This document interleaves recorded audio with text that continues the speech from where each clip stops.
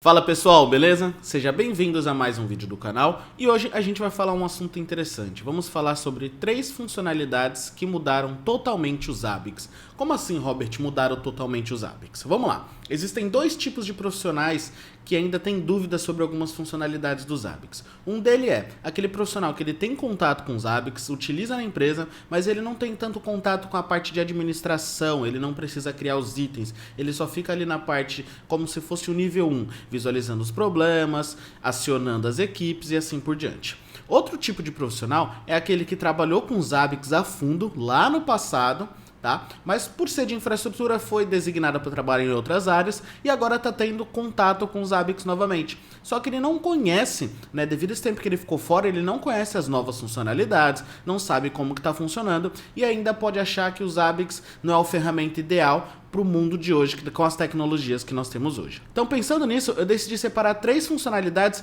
que te mostram que o Zabbix agora ele está jogando outro jogo. Sim, nós conseguimos monitorar as tecnologias modernas utilizando o Zabbix também, tá? Então, vamos começar falando sobre o HTTP Agent. Para quem não conhece, o HTTP Agent é uma forma de você se conectar a aplicações web, principalmente a APIs RESTful. Ah, mas Robert, antigamente a gente tinha Web Monitoring, já não resolve?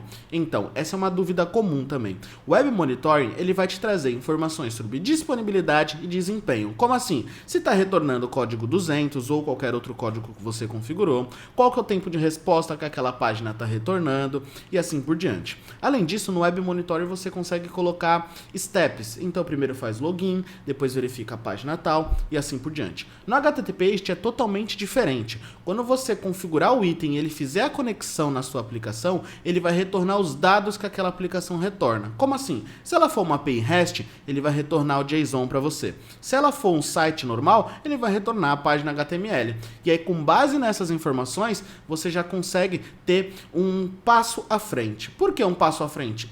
Lá em 2017, eu tive um projeto que eu tive que entregar e 80% desse projeto ele foi desenvolvido em Python. Por quê? Porque eu precisava fazer muitas requisições em APIs, em aplicações web, e o Zabbix não tinha nenhuma funcionalidade naquela época. Então, muito do meu trabalho de desenvolvimento, hoje, ele não seria necessário com a utilização do HTTP Agent.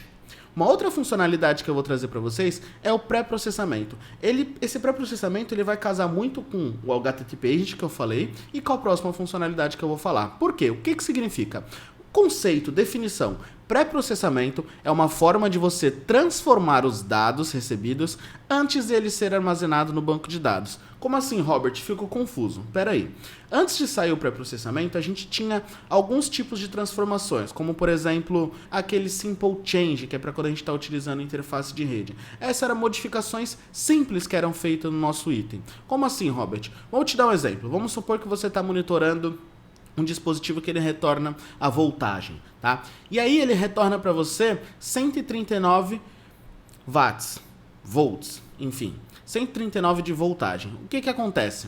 No equipamento ele está mostrando para você 13.9, então perceba, você precisa fazer uma conversão, né? Você precisa fazer uma conta. E como que você faz isso? Aí você tem N maneiras. Hoje com o pré-processamento você pode continuar utilizando o multiplicador customizado, mas você também tem outras opções, como por exemplo, a gente consegue tratar o JSON. Então sabe aquele item que a gente criou lá para chamar o HTTP Agent? Ele retornou uma aplicação que retorna um JSON. Olha só, então agora eu posso utilizar o pré-processamento com JSON Path para extrair uma parte desse JSON e ter somente a informação que eu quero monitorar. Eu posso utilizar expressão regular para extrair alguns campos específicos. Temos também como por exemplo JavaScript, temos a parte do XML Path, temos também agora recentemente um Replace, ou seja, nós temos ali mais de 10 possibilidades. Como por exemplo, podemos utilizar o Exporter, o Prometheus, e fazer essa conversão. Conseguimos converter um CSV para JSON. Então olha só, como pré-processamento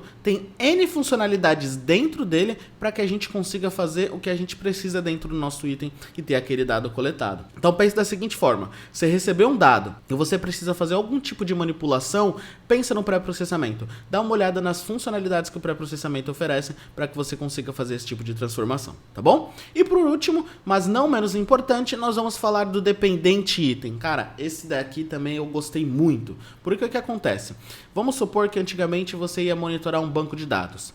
E aí você precisava fazer 20 requisições para ter informações diferentes, né? Mas na verdade, cada requisição dessa, o que você fazia? Você colocava só um where. Então você coloca, por exemplo, select from databases, né? Aí você coloca o where database name igual x. E aí ele traz uma informação que você quer daquela database. E assim por diante. Você precisava colocar essa condição de where para ir filtrando. Ou seja, você tinha que fazer mais conexões no banco de dados e assim por diante. Um outro exemplo clássico disso é o mesmo exemplo do HTTP Agent. Às vezes, sem o dependente item, o que você precisa fazer? Chama a página, a aplicação web uma vez, 2, 3, 4, 5, 6, beleza. Fiz agora com o pré-processamento, tenho todas as informações que eu quero, conseguir extrair aquilo que eu quero já. Tá tudo bem? Não, não tá tudo bem ainda. A Zabbix conseguiu melhorar isso ainda mais pra gente. Como? Através do dependente item. Então, o dependente item é uma forma de você criar subníveis, tá? Você pode criar até 3 subníveis e no máximo 29.999 itens, somando todos eles. Como assim, Robert? O que isso quer dizer então? Que você, ao invés de fazer 20 requisições no banco de dados, 6, 10 requisições na aplicação web, você vai fazer uma só. E com essa uma, você vai criar um dependente item e dentro desse dependente item você vai utilizar o pré-processamento para extrair a informação que você quer. Então você tem tudo em uma única tela, em uma única informação e aí você consegue extrair cada uma delas utilizando o dependente item, tá? Só tem que ficar atento porque o dependente item, por exemplo, você não consegue definir um intervalo de coleta para ele. Ele vai utilizar sempre como regra o master item dele, né? Então aquele item que é o raiz, ele vai coletar, por exemplo, a cada 5 minutos. A cada 5 minutos ele coleta esse item raiz e cria os dependente itens, tá bom? Então eram essas 3 funcionalidades que eu queria trazer para vocês. São funcionalidades que realmente mudaram a forma de trabalho com os Zabbix. As coisas melhoraram muito e tende a melhorar cada vez mais. Se você não sabia, se foi interessante, se você gostou dessas dicas e dessas funcionalidades que eu trouxe para vocês aqui, deixa seu curtir, compartilha com seus amigos e faz uma gentileza também, se você quiser mais conteúdo aqui no canal, deixa nos comentários o que você gostaria de saber que a gente vai estar preparando para você. Espero que vocês tenham gostado, vejo vocês no próximo vídeo. Valeu!